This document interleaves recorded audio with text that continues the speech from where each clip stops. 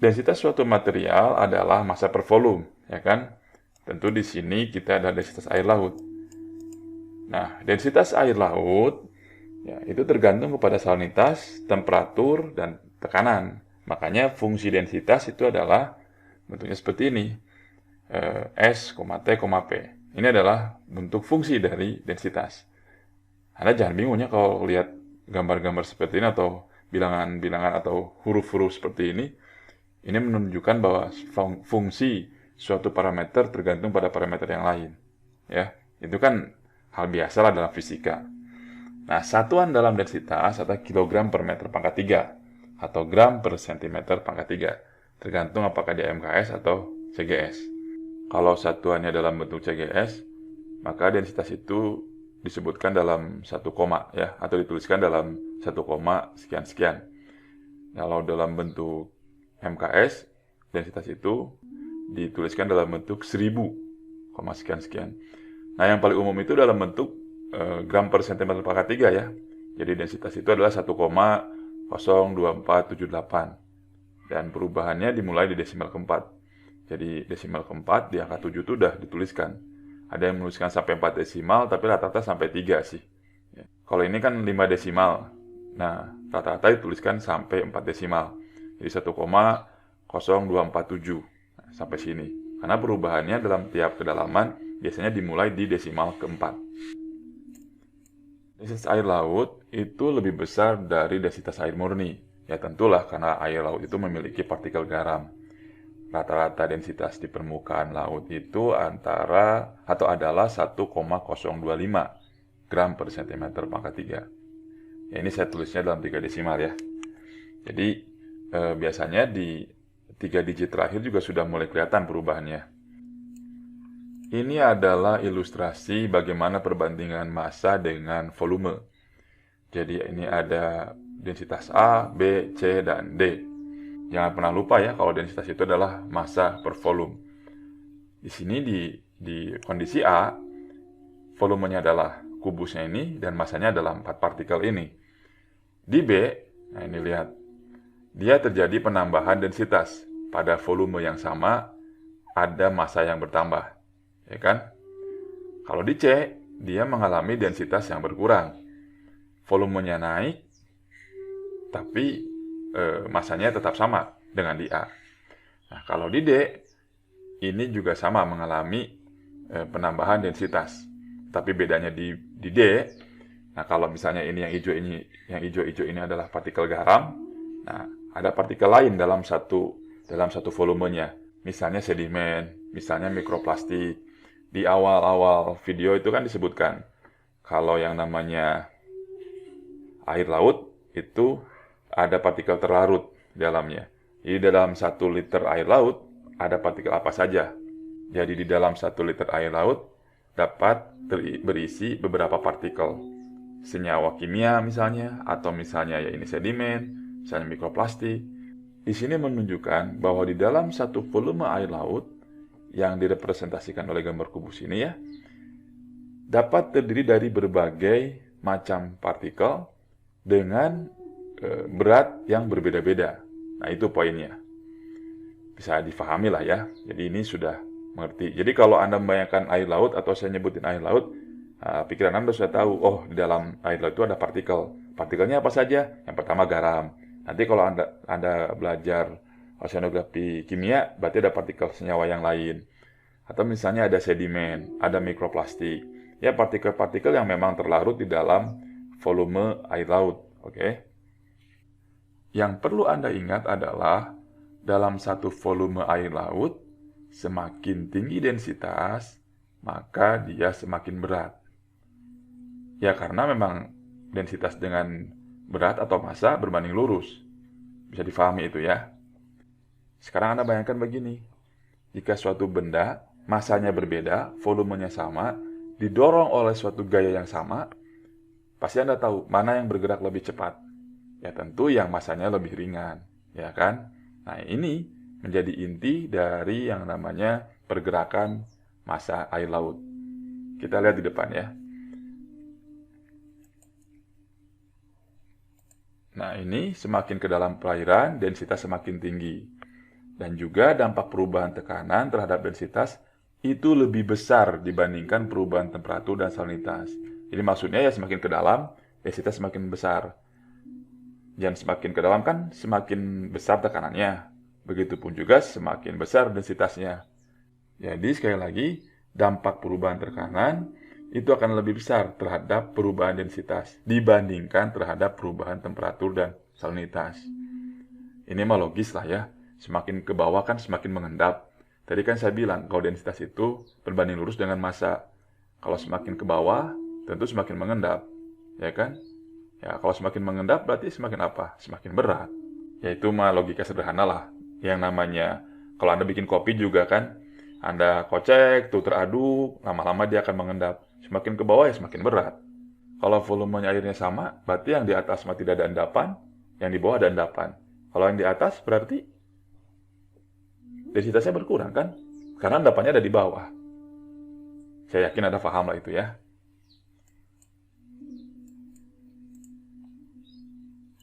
Nah ini range perubahan densitasnya sendiri. Nah kalau terhadap temperatur dia cuma 0, berapa ini? 0,02 gram per centimeter pangkat 3. Jadi perubahan densitas akibat temperatur dan salinitas itu ya antara 0,02 sampai dengan 0,03. Artinya ada perbedaan sebesar 0,01 dibandingkan dengan tekanan. Perbedaannya adalah antara 0,018 sampai dengan 0,051. Ya kurang lebih ini 30-an lah ya, 30-an. 0,030 sedangkan ini 0,010. Artinya perubahan temperatur dan salinitas terhadap densitas itu lebih kecil dibandingkan terhadap tekanan. Tekanan itu 3 kali dampaknya dibandingkan dengan temperatur dan salinitas. Kita lihat lagi. Nah, kita lihat ke sini.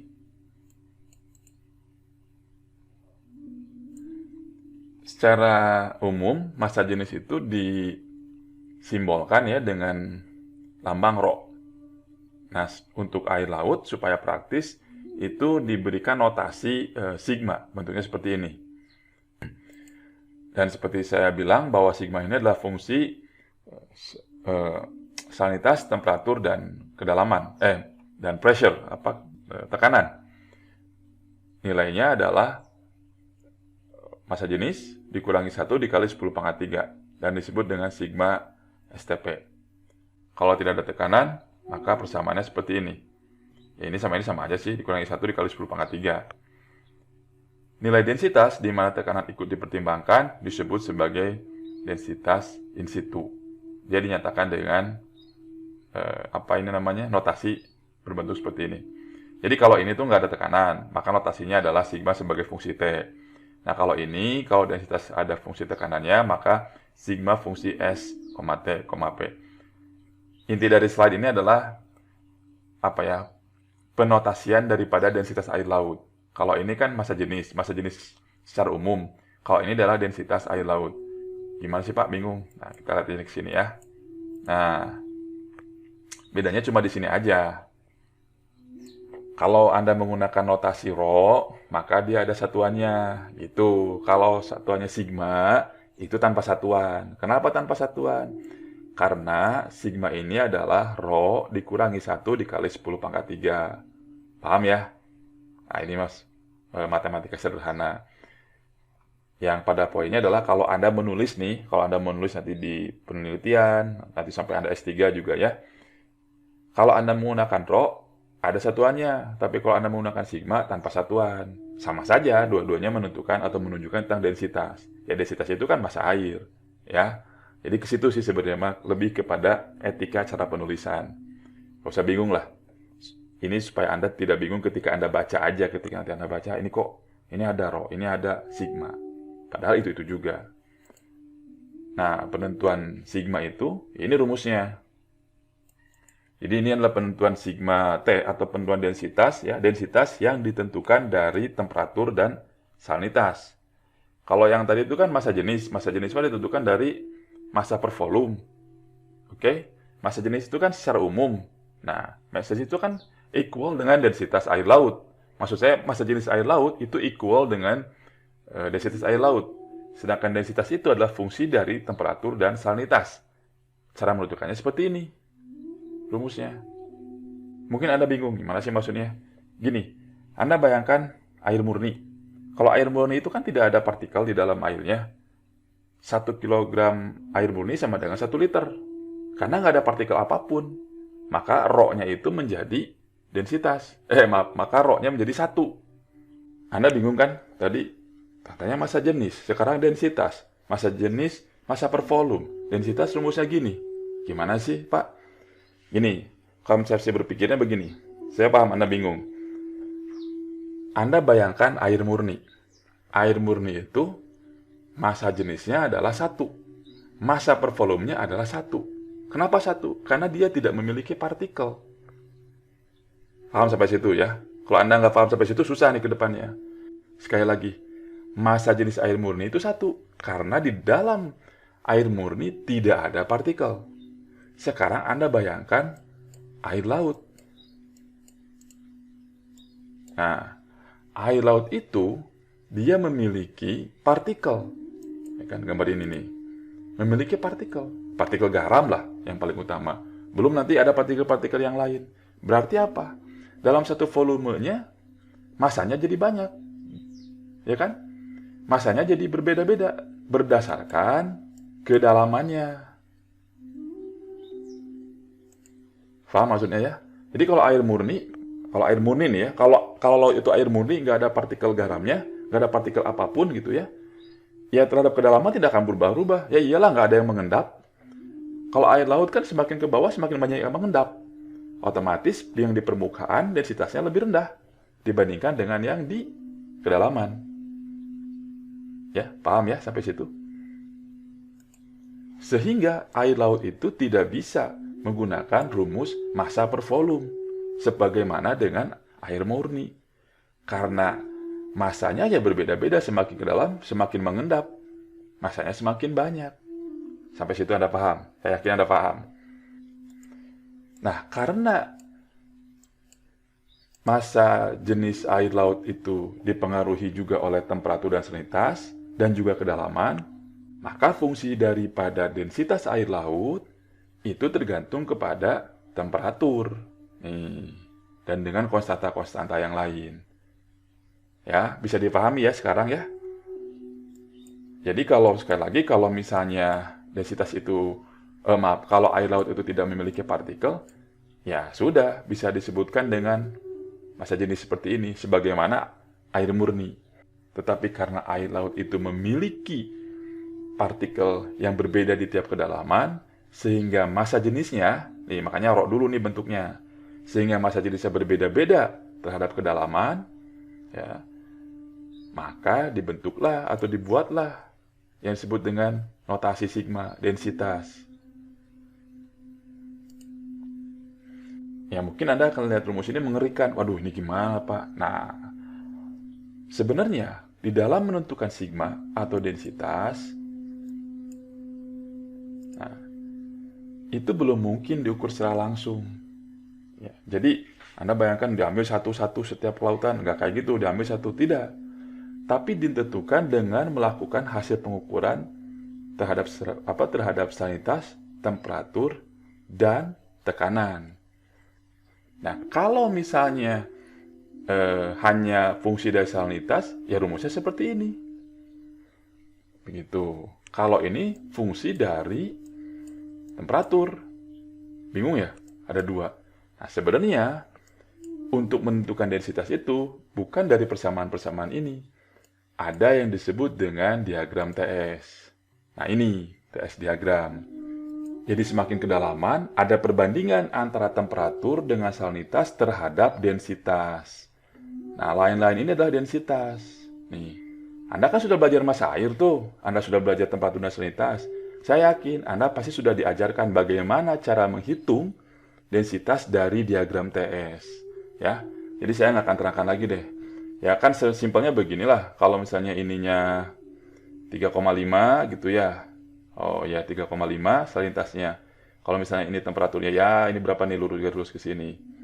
Itu ya misalnya 2. Nah, berarti dia termasuk atau densitasnya itu adalah 28. ya, dan dia tanpa satuan. Nah, yang jadi pertanyaan kan, bagaimana kalau dia di tengah, di sini, bagaimana? Ini saya yakin Anda sudah diajarkan lah ya. Saya hanya mereview sedikit. Karena yang kalau namanya belajar temperatur, salinitas, massa air, ya Anda harus bisa menghitung. Menghitung bagaimana cara menentukan densitas. Bagaimana menghitung percampuran massa air. Menentukan apakah massa air itu termasuk ke dalam massa air apa. Itu sudah diajarkan ya. Nih kan sebenarnya kalau Anda sudah paham tentang temperatur salinitas, ya Anda sudah bisa menentukan ini massa jenis air apa. Nanti di antara ini kan ada yang namanya percampuran, dihitung percampurannya. Kalau Anda belajar massa air nggak bisa menghitung percampuran, ya sayang sekali gitu. Anda harus bisa menghitung percampuran massa air. Saya yakin Anda diajarkan lah. Cuman mungkin Andanya, ya kalau bahasa Jermannya malaweng gitu ya. Jadi tidak fokus. Nah kalau Anda lihat lagi, ini satuannya gram per cm pangkat 3. Nah ininya makanya 1,026. Nah kalau di sini, ini satuannya theta. Sigma. Satuannya segini. Ya ini juga sih sebenarnya mah. Walaupun ini satuannya gram per cm pangkat 3, tapi densitas ini didapatkan dari nilai theta ini. Theta ini didapatkan dari diagram TS. Atau dihitung dari persamaan-persamaan ini. Jadi, bukan lagi perbandingan antara massa per volume secara langsung, tapi juga dikaitkan dengan fungsi temperatur dan salinitas. Bisa difahami lah ya. Ya, sebenarnya mah kalau menghitung densitas itu dari diagram TS. Makanya Anda belajar ODV tuh. Kalau Anda sudah belajar ODV, nanti keluarkan densitasnya berapa pada diagram TS. Nah, ODV bisa menghitung itu ya dari diagram TS ini, dari fungsi diagram TS ini, berapa densitasnya. Kalau densitasnya pada titik ini, ya otomatis dia 27,5. 27,5 ini kan, ya bisa dari berbagai salinitas, bisa dari berbagai temperatur. Jadi intinya ya, satu densitas, ya seperti ini. Atau inilah yang gampang nih, satu densitas, misalnya 29. Itu dia bisa dari berbagai fungsi, salinitas, dan temperatur. Misal kalau di sini, salinitasnya 36, temperaturnya di bawah 0, maka densitasnya adalah 29. Tapi dalam posisi ini, densitas 29 itu bisa salinitasnya 36 pada temperatur ya kurang lebih 4. Ngertilah? Jadi fungsinya bisa berubah-ubah. Satu densitas bisa berbagai macam fungsi temperatur dan salinitas. Ya, mengenai massa air, perhitungan massa air, percampuran massa air, penentuan densitas dengan diagram TS, saya yakin Anda sudah diajarkan lah di awal semester kemarin ya. Jadi saya tidak akan lagi menguraikan bagaimana cara menghitung komponen-komponen tersebut. Ya, kalau ini kan massa air AAIW, Antarctic Intermediate, AABW, Atlantic Bottom Water. Di sini massa airnya. Nanti bagaimana percampuran antar dua hal ini. Oke? Kita teruskan lagi. Anda perhatikan gambar ini. Jadi ini adalah keterkaitan antara salinitas dan temperatur terhadap densitas. Lalu bagaimana hubungannya dengan pergerakan dari massa air?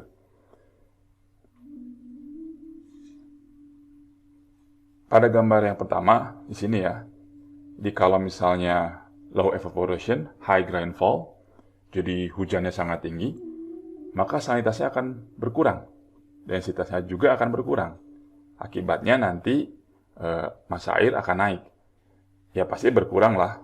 Anda bayangkan lagi, kalau misalnya di dalam 1 liter air itu tambahin lagi air terus, ya kan? Tentu garamnya menjadi tidak seasin ketika airnya banyak. Ya, logis lah itu mah.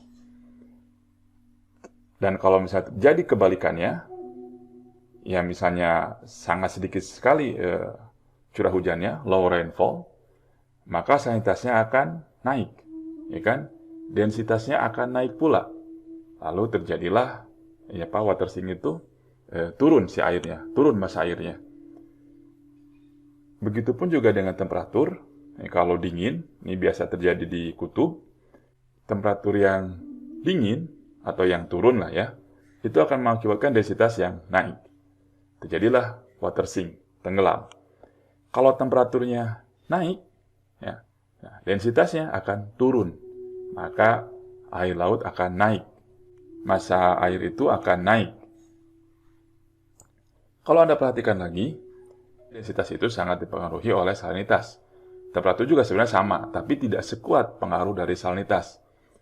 Ya, Anda paham ya, kalau salinitas itu kan kadar garam, partikel. Ada partikel lebih berat. Kan? Ada partikel lebih berat, lebih besar densitasnya.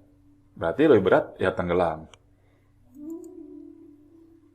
Di sini, ya, di gambar ini, yang akan sangat berpengaruh adalah ketika salinitasnya tinggi, ya, atau naik, temperaturnya turun. Maka ini akan mengakibatkan densitas semakin kuat naiknya. Otomatis tenggelamnya akan semakin cepat. Ini dalam kondisi ideal. Nah, kalau tidak dalam kondisi ideal bagaimana, Pak? Misalnya gini nih, bagaimana jika salinitas tinggi dan temperatur juga tinggi? Kan? Salinitasnya tinggi, temperaturnya tinggi. Ya ini turun, nah ini naik. Ini gimana, Pak?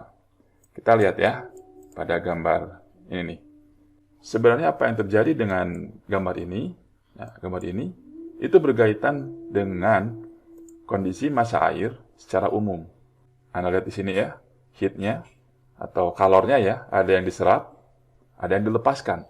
Yang dilepaskan itu adalah pada latitude atau pada lintang 0, kutub. Nah, kalau di tengah ini adalah kita ya, ekuator, tropis. Di sini pasti lebih dingin. Dalam kondisi yang ini, salinitas tinggi dan temperatur tinggi, ini kan, salinitasnya tinggi, temperaturnya tinggi. Massa air tidak mengalami penurunan, tidak mengalami sinking. Makanya dia tetap di atas.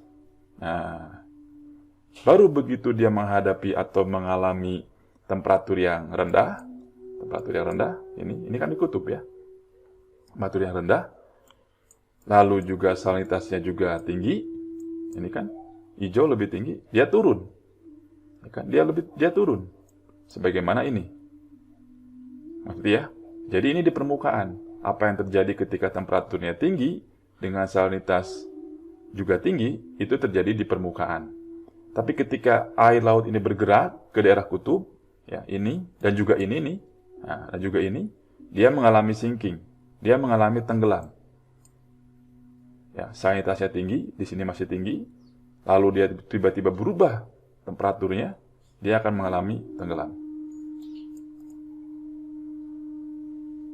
Apa yang terjadi pada fenomena ini, maksudnya ketika ada pengaruh temperatur dan salinitas yang berbeda-beda, ya, sebagaimana posisinya di atas permukaan bumi, jadi kan, sekali lagi kan di awal video kan disebutkan, matahari lah yang berpengaruh. Nah inilah fungsi dari pemanasan dari matahari terhadap pergerakan massa air. Nah kita lihat lagi, ini pada, nah ada yang disebut sebagai sirkulasi termohalin. Bagaimana massa air itu bergerak, ya, current atau arus itu bergerak dari Samudra Atlantik menuju ke Samudra Pasifik, melewati Samudra Hindia. Dia akan mengalami penurunan, sinking di sini. Daerah kutub kan? Nah, berarti dia ada di laut dalam. Di kedalaman dia berputar balik lagi. Ada yang sebagian di sini, dia masih dingin. Nanti naik lagi di sekitar Atlantik lagi. Jadi yang putih ini adalah hangat ya, kalau yang biru ini dingin. Ada sebagian yang melewati Indonesia dan selalu dikategorikan atau diinisiasi sebagai arus lintas Indonesia. Nah, ini juga termasuk kepada bagian daripada thermohaline circulation. Fenomena ini disebut sebagai global conveyor belt atau sabuk konveyor global. Ya, sabuk konveyor itu ini nih. Kayak kalau kamu di bandara, itu ada yang bergerak. Nah, itu conveyor belt tuh. Jadi sekali lagi, perbedaan intensitas suhu di permukaan bumi, ya, karena adanya perbedaan posisi geografis, mengakibatkan perbedaan densitas. Adanya perbedaan densitas menghasilkan perbedaan berat. Adanya perbedaan berat menghasilkan pergerakan conveyor belt ini, ya, mengakibatkan pergerakan thermohaline circulation. Pergerakan ini juga tidak hanya sekedar pergerakan oleh karena thermohaline circulation, ada juga dipengaruhi oleh yang gaya Coriolis, ya, seperti yang Anda sudah pelajari, ada juga angin di situ.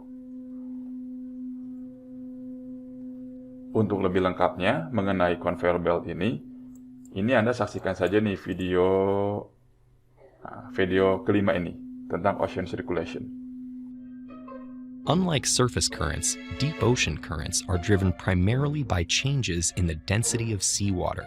As water moves towards the North Pole, it gets colder. It also has a higher concentration of salt, because the ice crystals that form trap water while leaving salt behind. This cold, salty water is more dense, so it sinks, and warmer surface water takes its place, setting up a vertical current called thermohaline circulation. Thermohaline circulation of deep water and wind-driven surface currents combine to form a winding loop called the global conveyor belt.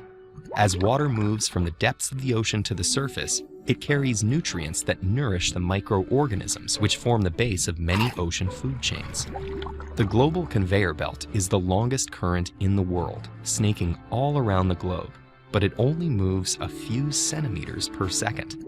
It could take a drop of water 1,000 years to make the full trip. However, rising sea temperatures are causing the conveyor belt to seemingly slow down. Models show this causing havoc with weather systems on both sides of the Atlantic, and no one knows what would happen if it continues to slow, or if it stopped altogether. The only way we'll be able to forecast correctly and prepare accordingly will be to continue to study currents and the powerful forces that shape them. What about the creatures that adapted to survive in these swirling seas? Take a closer look at some truly fascinating ocean dwellers with these two animations.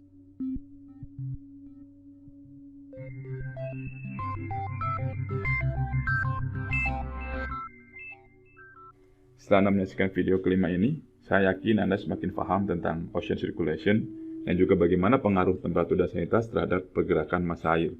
Apalagi kan di pertemuan sebelumnya dengan dosen yang lain, Anda diajarkan tuh tentang arus. Ya, arus itu ya salah satunya adalah tentang ocean circulation ini, ya. Nah, saya sarikan kembali dari gambar yang sebelumnya. Jadi secara horizontal dan vertikal, laut itu memiliki karakteristik fisik yang berbeda-beda. Dia kesini, setelah kesini dia memiliki karakteristik fisik yang berbeda-beda. Nah, dapat dikatakan bahwa lautan memiliki stratifikasi secara horizontal dan vertikal. Ya, ini sama aja lah. Artinya kesini sama kesini tuh dia memiliki lapisan-lapisan yang berbeda, memiliki massa air yang berbeda. Ini kan lihat ya, ini warna ungu, biru, hijau. Artinya dia memiliki temperatur yang berbeda, otomatis dia memiliki massa jenis yang berbeda. Dan sangat sulit untuk menentukan batasan antar stratifikasinya. Ya kan? Di mana sih batasan antara Antarctic bottom water dengan North Atlantic ini? Di sebelah mana? Kedalaman mana? Nah, ya. Jadi, karena laut itu dinamis, laut itu bergerak, manusia hanya memperkirakan pada kedalaman sekian sampai kedalaman sekian. Nah, mengapa saya mengulang lagi tentang densitas dan juga tentang temperatur serta salinitas? Nah, saya ingin menerangkan tentang yang namanya stabilitas kolom air. Stabilitas kolom air ini berkaitan ya dengan yang tadi, ocean circulation.